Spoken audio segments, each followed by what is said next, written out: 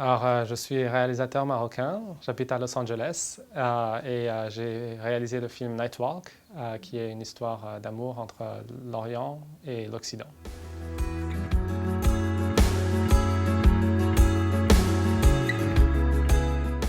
Alors, moi, j'ai commencé dans le milieu de l'ingénierie. En fait, j'ai fait mes études à l'École centrale de Paris, où j'ai appris l'ingénierie, mais j'ai aussi profité de mon temps libre pour faire mon premier court-métrage, qui a lui aussi d'ailleurs été diffusé dans des festivals, y compris le Festival du film arabe à Hollywood.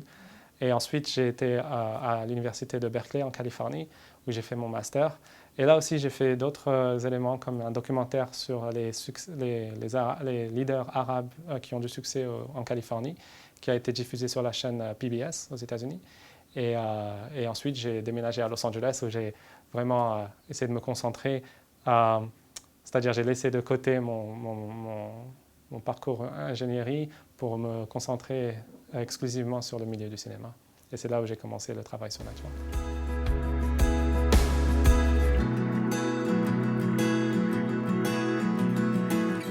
C'était un projet qui me tenait beaucoup à cœur. J'ai écrit une idée qui m'était venue lors d'un rêve. J'avais eu ce rêve une nuit et j'ai pensé que ça aurait pu être un bon élément pour un film. J'ai un carnet où je note toujours mes idées pour les films et je me suis dit que je pourrais en faire un film un jour. Et lorsque j'ai décidé de développer ce projet en long métrage, j'ai élaboré à partir de cette idée. Et puis c'est ensuite ce projet qui est devenu mon premier script que j'ai réalisé en tant que premier long métrage.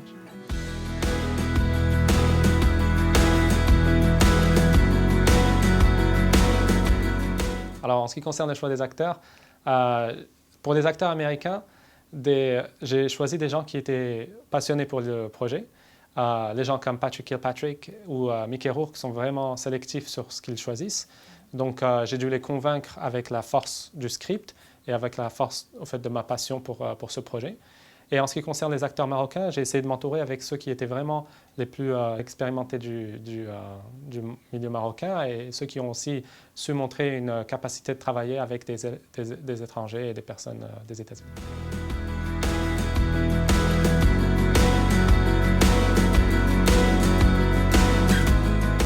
Beaucoup d'honneur, beaucoup de joie et bien sûr de reconnaissance envers toutes les personnes qui m'ont soutenu et m'ont apporté beaucoup m'ont apporté leur aide pendant ce projet.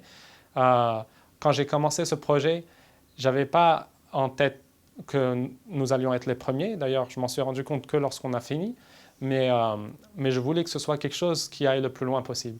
Et je pense que c'est vraiment, en ce moment, quelque chose que Hollywood et le monde en général veut voir. Des histoires qui parlent du monde arabe et du monde musulman, mais d'une autre façon que ce qu'on a l'habitude de voir. C'est-à-dire où on est toujours représenté comme étant soit des terroristes ou bien des cheikhs milliardaires ou encore des danseuses orientales. Donc nous, on voulait représenter une autre vision positive du monde arabe. On n'a pas que des éléments positifs d'ailleurs dans l'histoire, il y a de tout, parce que c'est la diversité de notre communauté.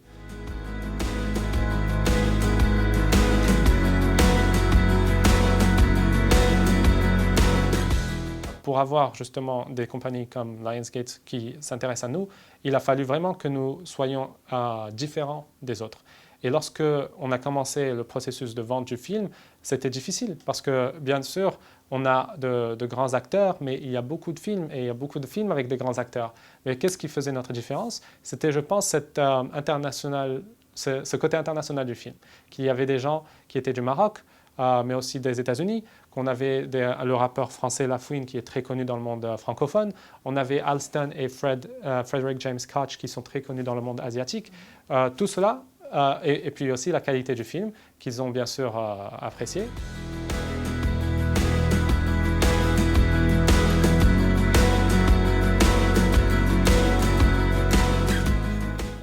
Nous sommes encore en train de négocier les différents détails. La sortie elle est prévue entre avril ou juin 2021. On n'a pas encore une date précise.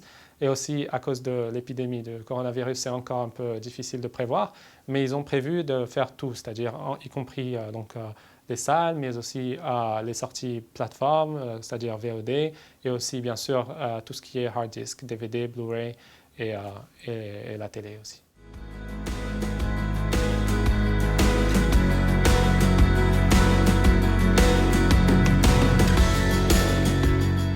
nous avons fait notre avant-première au Festival international du film de Moscou. C'était en avril 2019. Et là-bas, il y a eu beaucoup de... Le monde, si on veut, l'Europe de l'Est a pu avoir cette avant-première mondiale.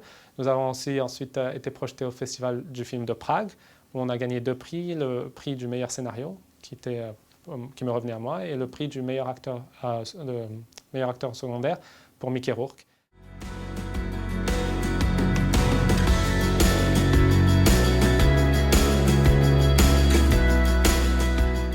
Absolument. Alors, on est encore là aussi.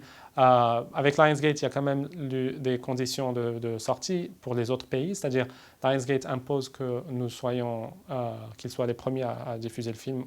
C'est-à-dire, si on est en train de vendre d'autres territoires, on a vendu la Russie, on a eu des offres d'autres pays comme l'Allemagne, la Scandinavie, la Corée du Sud et l'Europe de l'Est.